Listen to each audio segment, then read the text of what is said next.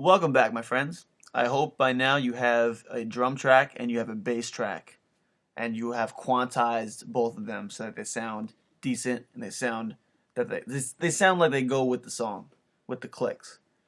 But for this step, you're gonna want to click this so that it's not highlighted purple, or this one for that matter, because you don't want to hear that for this part that we're going to do.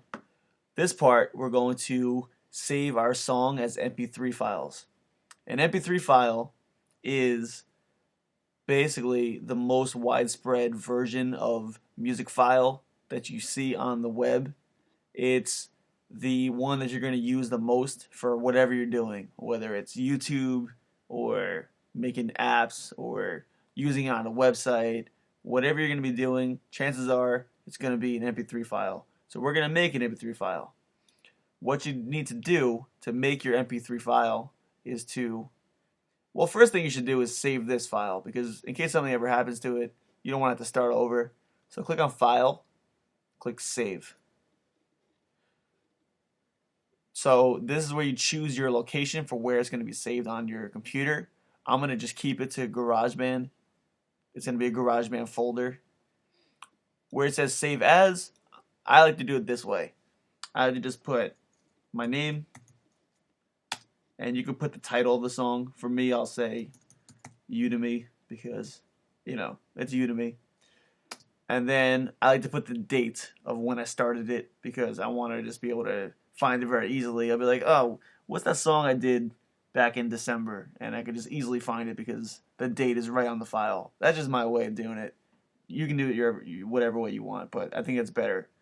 So for me, I'm going to do that. So today is 12/19/14. So I do it that way because I want to know where it is and I want to know when I did it.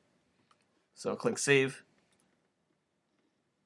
And you know it's saved because up here the file says what I just typed.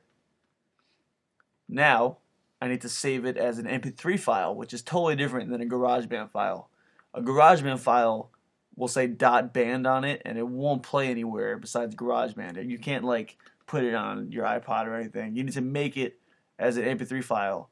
Think of it like this. Think of it like the GarageBand file is kind of like a big stack of papers on your desk, and you can't really deliver that easily. It's like too much to handle. Making an MP3 file is kind of like putting all the pieces of paper into an envelope and sealing the envelope. Now it's easy to transfer. You can put it in mailboxes and you can send it to other people easier without losing things. It's not all a big disorganized mess anymore. We condensed it into one single object. That's basically what we're going to do right now. We're going to make it condensed so that we can share it with other people. So click on Share, and then click, well, these are the options. You can make it ringtone for iTunes. You can put it on SoundCloud, song to iTunes, whatever you want. But for our purpose, we're going to go to Export Song to Disk. Click on that. So it says Save As, and it gives you it takes your file name from GarageBand and puts it as your default. You don't need to do that anymore. You can just hit delete and give your song a title. For me, for my purposes, once again, I'm going to do Matt Udemy 12/19/14. You don't need to do it that way. You can do it whatever song title you want. But I know that I'm going to just do something else like this later on, so I want to just keep it simple for myself. Location where? For this case, I'm going to put desktop. I'm going to put desktop because I want to be able to find it very easily for our course. So desktop, put it right on your main desktop of your computer. Here's where you choose your file type. So you can make it uncompressed, which is going to be like a way bigger file, high quality.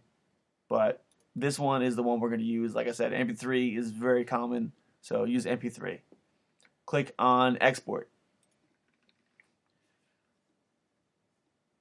And just don't touch anything. Let it do what it has to do. Give it a minute.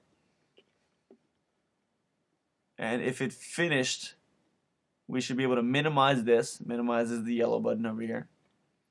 And that is our file. If you click on the file and click spacebar, you can preview your song that you just made.